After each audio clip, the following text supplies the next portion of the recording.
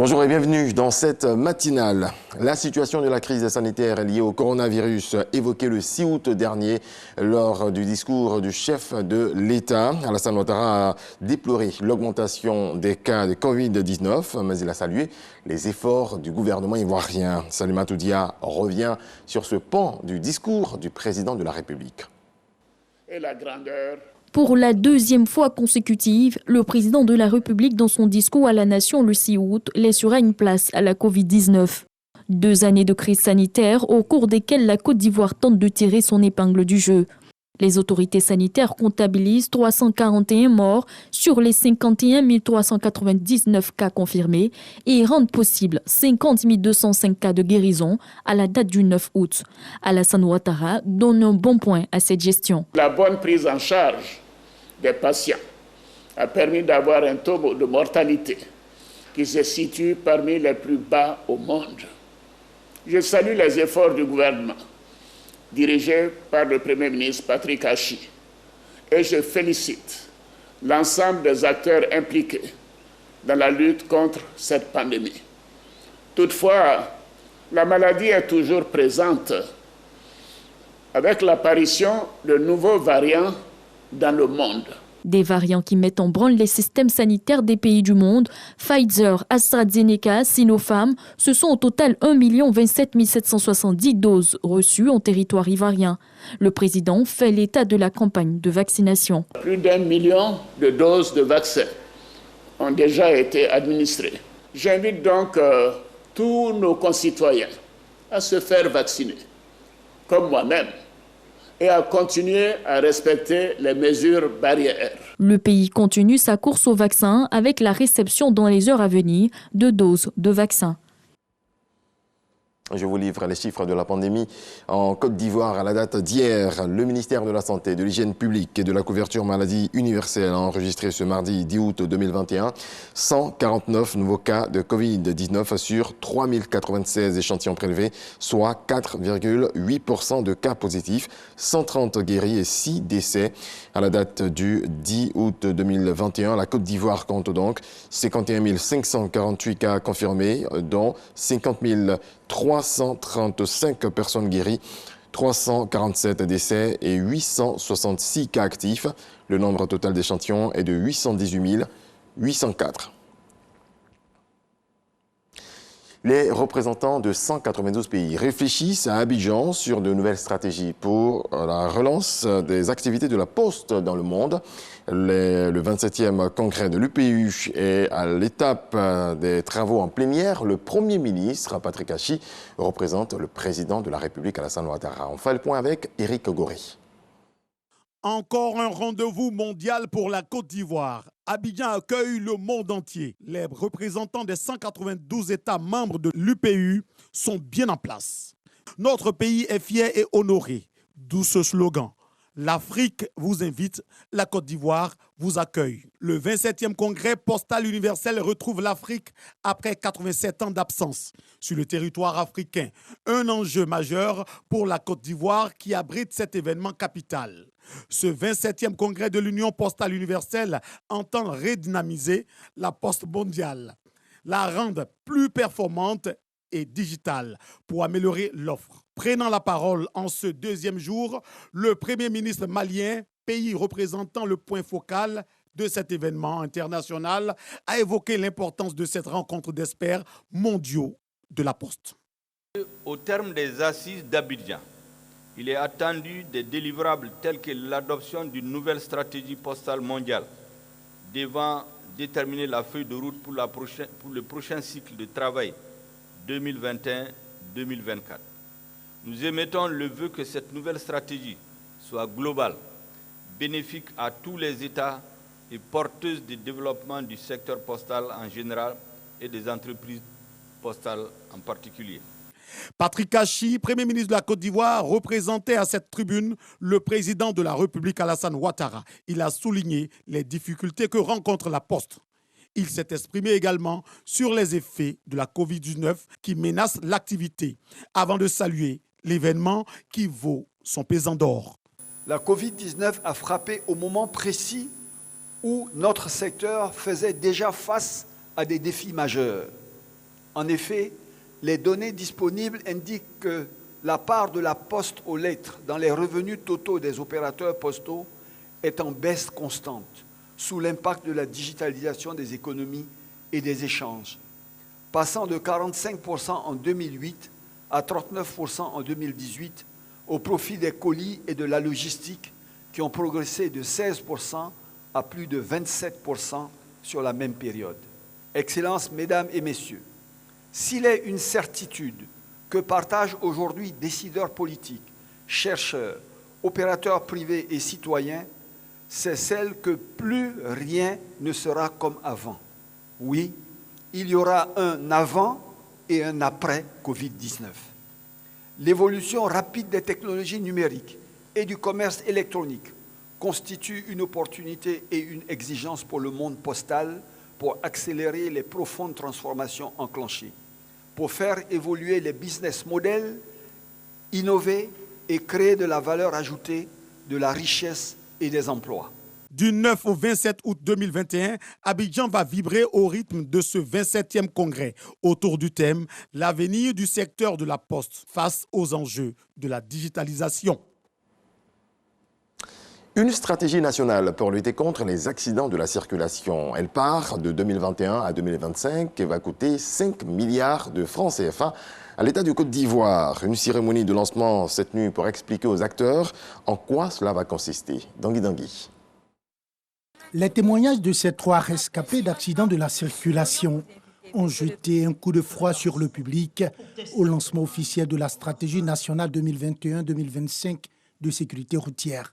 Moi, j'étais devant la porte et une voiture a laissé la route, puis est venue me percuter la jambe gauche.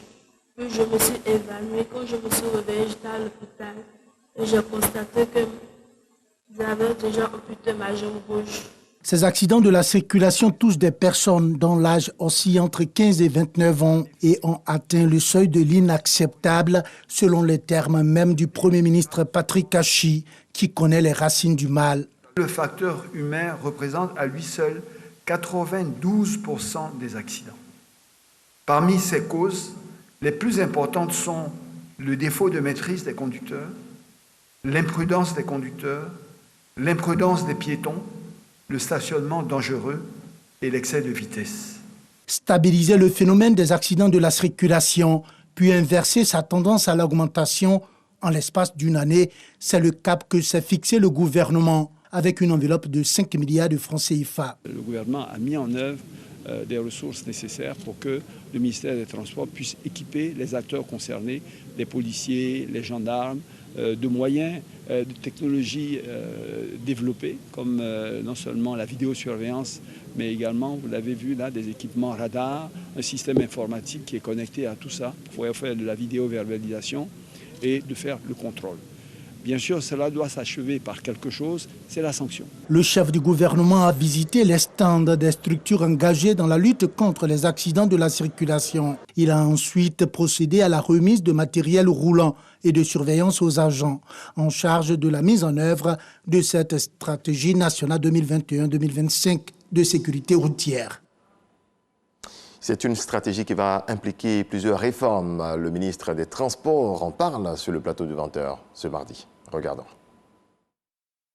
Après avoir fait un diagnostic profond donc, de la situation et déterminer les causes, déterminer également les axes et les territoires les plus accidentogènes, nous avons exposé donc, au Conseil des ministres qu'il a adopté cette stratégie. Cette stratégie porte sur la sensibilisation, mais également la répression, qui doit être une répression dure. Et dans les grands axes, il faut retenir qu'il y a des réformes importantes. C'est environ 23 textes que nous allons prendre. Déjà, quelques-uns ont été pris, qui sont des textes majeurs, qui concernent la formation, qui concernent aussi les sanctions, qui durcissent, comme l'a fait le garde des Sceaux donc, au Parlement, à l'Assemblée nationale et au Sénat. Mais également des décisions qui sont prises depuis un moment aussi sur le renouvellement du parc automobile, avec la restriction donc, qui est imposée aux véhicules usagers, aux véhicules d'occasion de circuler sur le territoire, parce que ces véhicules-là constituent aussi des dangers importants sur la route.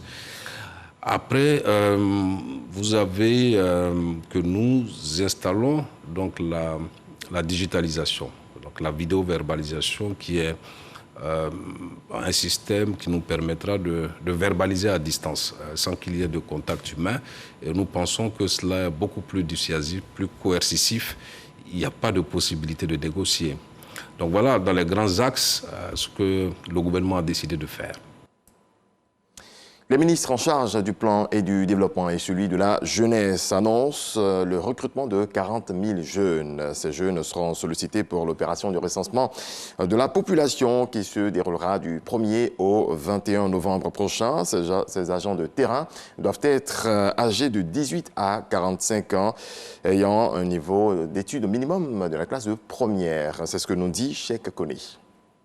Au total, 40 000 personnes dont l'âge varie entre 18 et 45 ans seront recrutées pour mener l'opération de dénombrement prévue du 1er au 21 novembre prochain sur toute l'étendue du territoire. L'inscription des candidats se fera essentiellement sur une plateforme dédiée, accessible à partir du lien suivant, recrutement trp.2021.ci.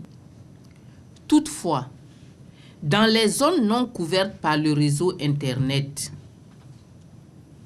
les jeunes intéressés pourront faire acte de candidature par le dépôt des dossiers physiques dans les sous-préfectures concernées. Les inscriptions en ligne s'ouvrent à compter de ce mardi 10 août 2021 et prennent fin le 21 septembre. Quant aux inscriptions physiques, elles débutent le 17 août. Les agents seront recrutés dans les sous-préfectures, suivant une approche décentralisée par les comités locaux mis en place et présidés par les préfets et sous-préfets. À l'issue de la formation, 28 500 d'entre eux seront recrutés comme agents recenseurs, 7 500 comme chefs d'équipe et 400 comme superviseurs. Mamadou Touré, ministre de la Promotion de la Jeunesse, a rassuré de son entière implication dans la réussite de l'opération. Dans le cadre du partenariat, mon ministère participera au financement de la formation de ces 40 000 jeunes qui seront recrutés à hauteur d'1 milliard de francs CFA. Et tous les services du ministère seront donc à disposition pour appuyer donc, le dispositif de recrutement qui a été mis en place. Durant toute la durée de l'opération de dénombrement, la rémunération du personnel de recensement va coûter un peu plus de 6 milliards de francs CFA à l'État et ses partenaires financiers. La modernisation de l'état civil évoquée le 10 août à l'occasion de la journée africaine de l'état civil, journée célébrée officiellement dans la commune d'Adjamé et qui a servi de cadre pour sensibiliser les populations. Sidonie Davila. 100% des déclarations de naissance et de décès dans les délais requis. L'Office national de l'état civil et de l'identification ONESI s'active à faire de cette vision du gouvernement une réalité. À la célébration de la journée africaine de l'état civil, qui est à sa 4e édition, le ton est donné pour parler de la modernisation de l'état civil. Au niveau de l'état civil, il y a énormément de personnes qui ne sont pas prises en compte. Il y a des enfants qui naissent qui ne sont pas déclarés. Et donc cela permet de pouvoir profiter de cette occasion pour sensibiliser sur l'importance de ces déclarations.